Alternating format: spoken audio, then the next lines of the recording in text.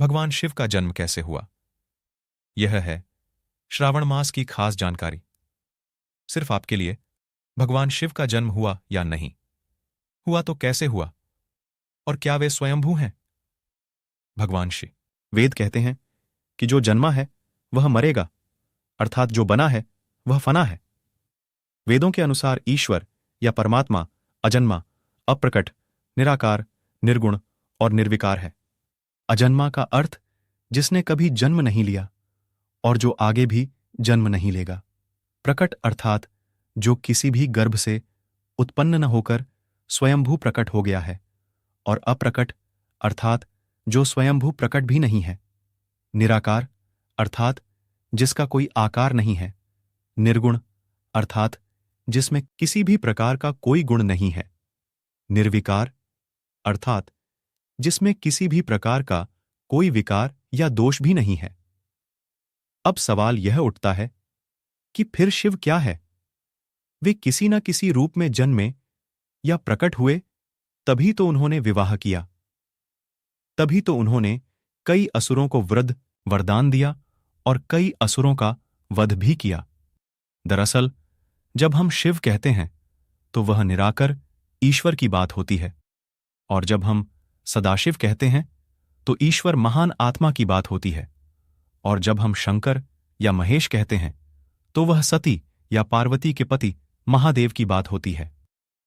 बस हिंदूजन यही भेद नहीं कर पाते हैं और सभी को एक ही मान लेते हैं। अक्सर भगवान शंकर को शिव भी कहा जाता है। भगवान शिव का जन्म कैसे हुआ? शिव पुराण के अनुसार भगवान सदाशिव और पराशक्ति अंबिका, पार्वती या सती नहीं, से ही भगवान शंकर की उत्पत्ति मानी गई है। उस अंबिका को प्रकृति, सर्वेश्वरी, त्रिदेव जननी, ब्रह्मा, विष्णु और महेश की माता, नित्या और मूल कारण भी कहते हैं। सदाशिव द्वारा प्रकट की गई उस शक्ति की 8 भुजाएं हैं। पराशक्ति, जगत जननी, वह देवी नाना प्रकार की गतियों से संपन्न है और अनेक प्रकार के अस्त्र शक्ति धारण करती है। वह शक्ति की देवी काल रूप सदाशिव की अर्धांगिनी दुर्गा है। उस सदाशिव से दुर्गा प्रकट हुई। काशी के आनंद रूप वन में रमण करते हुए एक समय दोनों को यह इच्छा उत्पन्न हुई कि किसी दूसरे पुरुष की सृष्टि करनी चाहिए, जिस पर सृष्टि, निर्माण, वंशवृद्धि आदि का कार्यभार रखकर हम निर्वाण धारण करें। इस हेतु उन्होंने वामांग से विष्णु को प्रकट किया। इस प्रकार विष्णु के माता और पिता काल रूपी सदाशिव और पराशक्ति दुर्गा हैं। विष्णु को उत्पन्न करने के बाद सदाशिव और शक्ति ने पूर्ववत प्रयत्न करके ब्रह्मा जी को अपने दाहिने अंग से उत्पन्न किया और तुरंत ही उन्हें विष्णु के नाभि कमल में डाल दिया। इस प्रकार उस कमल से पुत्र के रूप में हिरण्यगर्भ ब्रह्मा का जन्म हुआ। एक बार ब्रह्मा और विष्णु दोनों में सर्वोच्चता को लेकर लड़ाई हो गई तो बीच में काल रूपी एक स्तंभ आकर खड़ा हो गया। तब ज्योतिर्लिंग रूप काल ने कहा, पुत्रों, तुम दोनों ने तपस्या करके मुझसे सृष्टि, जन्म और स्थिति, पालन नामक 2 कृत्य प्राप्त किए हैं। इसी प्रकार मेरे विभूति स्वरूप रुद्र और महेश्वर ने 2 अन्य उत्तम कृत्य, संहार, विनाश और तिरोभाव, अकृत्य मुझसे प्राप्त किए हैं, परंतु अनुग्रह, कृपा करना नामक दूसरा कोई कृत्य पा नहीं सकता।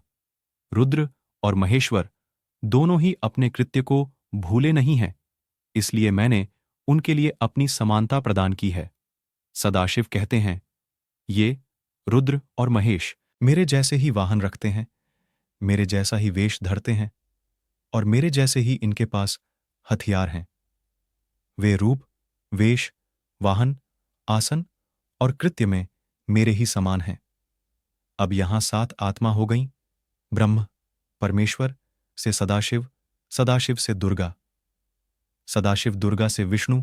इससे यह सिद्ध हुआ कि ब्रह्मा, विष्णु, रुद्र और महेश के जन्मदाता कालरूपी सदाशिव और दुर्गा हैं। कहाँ जन्म हुआ था? उस कालरूपी ब्रह्म सदाशिव ने एक ही समय शक्ति के साथ शिवलोक नामक क्षेत्र का निर्माण किया था। उस उत्तम क्षेत्र को काशी कहते हैं। वह मोक्ष का स्थान है। यहां शक्ति और शिव अर्थात कालरूपी ब्रह्म सदाशिव और दुर्गा यहां पति और पत्नी के रूप में निवास करते हैं। यहीं पर जगत जननी ने शंकर को जन्म दिया। इस मनोरम स्थान काशीपुरी को प्रलय काल में भी शिव और शिवा ने अपने सान्निध्य से कभी मुक्त नहीं किया था। एक अन्य पुराण के अनुसार एक बार आर्षि मुनियों में जिज्ञासा जागी कि आखिर भगवान शंकर के पिता कौन है। यह सवाल उन्होंने शंकर जी से ही पूछ लिया कि हे महादेव, आप सबके जन्मदाता हैं, लेकिन आपका जन्मदाता कौन है? आपके माता पिता का क्या नाम है?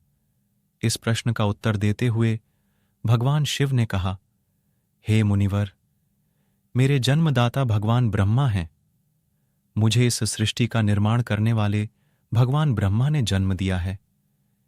इसके बाद ऋषियों ने एक बार फिर भगवान शंकर से पूछा कि यदि वे आपके पिता हैं तो आपके दादा कौन हुए? तब शिव ने उत्तर देते हुए कहा कि इस सृष्टि का पालन करने वाले भगवान श्री हरि अर्थात भगवान विष्णु ही मेरे दादाजी हैं। भगवान की इस लीला से अनजान आर्षियों ने फिर से एक और प्रश्न किया कि जब आपके पिता ब्रह्मा हैं, दादा विष्णु, तो आपके ये परदादा कौन हैं?